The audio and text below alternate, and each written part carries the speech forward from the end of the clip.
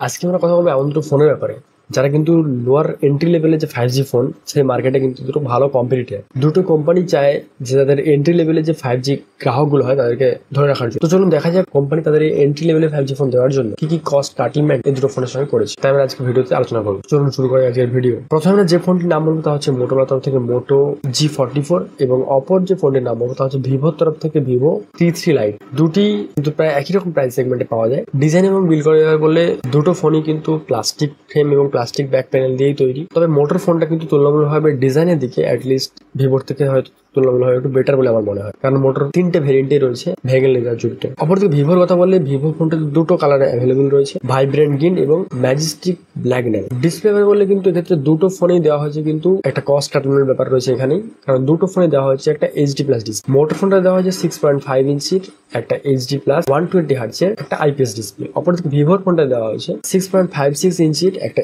HD+, তবে এটা কিন্তু 90 হার্টজের একটা IPS প্যানেল, তবে এটা কিন্তু নচ রয়েছে। মোটর ফোনটাতে রয়েছে কিন্তু 5 হোল ডিসপ্লে। অপরদিকে ভিভোর ফোনটা কিন্তু রয়েছে একটা নচ ডিসপ্লে, যেটা কিন্তু এই 2024 সালে এসে একটু চোখে লাগে অবভিয়াসলি। তো দুটো ফোনেই কিন্তু আমাদের প্রথম কস্ট কাটারমেন্ট যেটা দেখা যাচ্ছে তা হচ্ছে কিন্তু ডিসপ্লে ক্ষেত্রে আপনাকে একটু কম্প্রোমাইজ করতে হবে। দেখা যাক কোম্পানি আর কি কম্প্রোমাইজ রেখেছে আমাদের জন্য এই দুটো ফোনের মধ্যে। প্রসেসরের কথা বললে মোটর ফোনটার লঞ্চ হয়েছে কোয়ালকম স্ন্যাপড্রাগনের 6S Gen 3 প্রসেসর, যেটার কিছুই নয় কোয়ালকমের যে আগের প্রসেসর ছিল 695, যেটা প্রায় অনেক ফোনেই দেখেছিলাম আমরা, তাই একটা সাকসেসর এবং ওভারক্লক প্রসেসর। এবং আন্থুর স্কোরের কথা বললে এটা 5 লাখের আশেপাশে আন্থুর স্কোর দেয়। অপরদিকে ভিভোর ফোনে ব্যবহার করা হয়েছে ডায়মেনসিটি 6300 প্রসেসর। এই প্রসেসরটা দিয়ে প্রায় অনেকগুলি প্রায় ফোন এসেছে এই প্রসেসরটা দিয়ে। তো এই ব্যাপারে নতুন কিছু বলার নেই প্রসেসরের ব্যাপারে। এরও প্রায় 4 লাখের উপরে 4.5 লাখের মতো আন্থুর স্কোর আছে। প্রসেসর ছাড়াও আর যে জিনিসটা ফোনের পারফরমেন্সের জন্য খুবই গুরুত্বপূর্ণ তা হচ্ছে স্টোরেজটাই। যেমন ভিভোর ফোনে দেওয়া হয়েছে eMMC স্টোরেজ, eMMC 5.1। অপরদিকে মোটর ফোনে ব্যবহার করা হয়েছে UFS 2.2 স্টোরেজটা। সেক্ষেত্রে অবভিয়াসলি বলতেই হয় যে UFS 2.2 কিন্তু ক্ষেত্রে অনেকটাই বেটার eMMC স্টোরেজ থেকে। অন্য সব ফিচার্সের কথা বললেও কিন্তু মোটর এক্ষেত্রে তুলনামূলকভাবে একটু বেটার,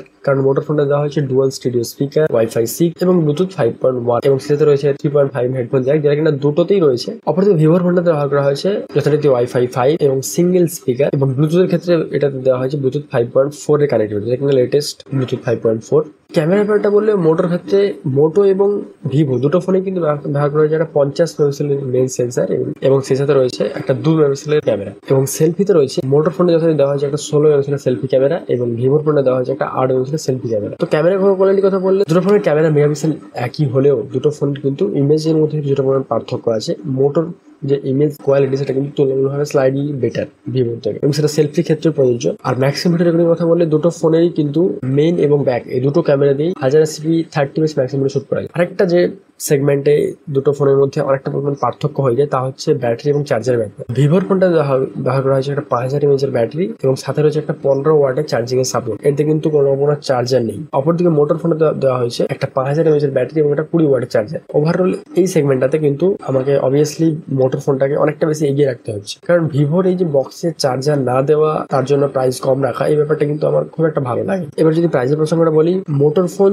দুটো ভেরিয়েন্ট রয়েছে। তার 128GB একটা ভেরিয়েন্ট থাকবে যেটার দাম 11,000 টাকা হবে, এবং এর অপর ভেরিয়েন্টটা থাকবে আর 128GB ভেরিয়েন্ট যেটার দাম আরো 2,000 টাকা বেশি, যেটা 13,000 টাকা।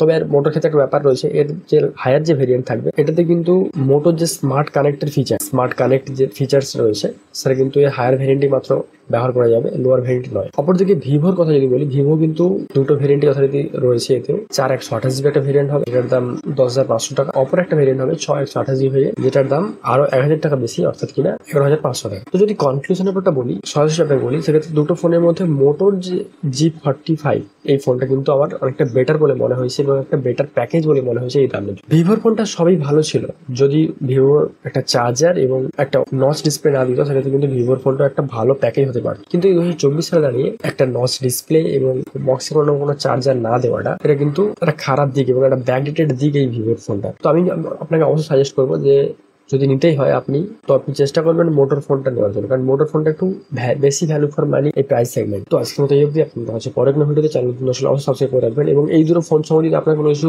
মতামত থেকে থাকে অবশ্যই আমাদের সঙ্গে শেয়ার করবেন। আমরা কিন্তু খুবই আগ্রহী আপনার এই মতামত জানার জন্য। আর যদি চ্যানেল দর্শক হয়ে থাকেন অবশ্যই এটা বলা উচিত, যদি চ্যানেল নতুন দর্শক হয়ে থাকেন অবশ্যই সাবস্ক্রাইব করে রাখবেন। তো আজকের মতো এই অবধি।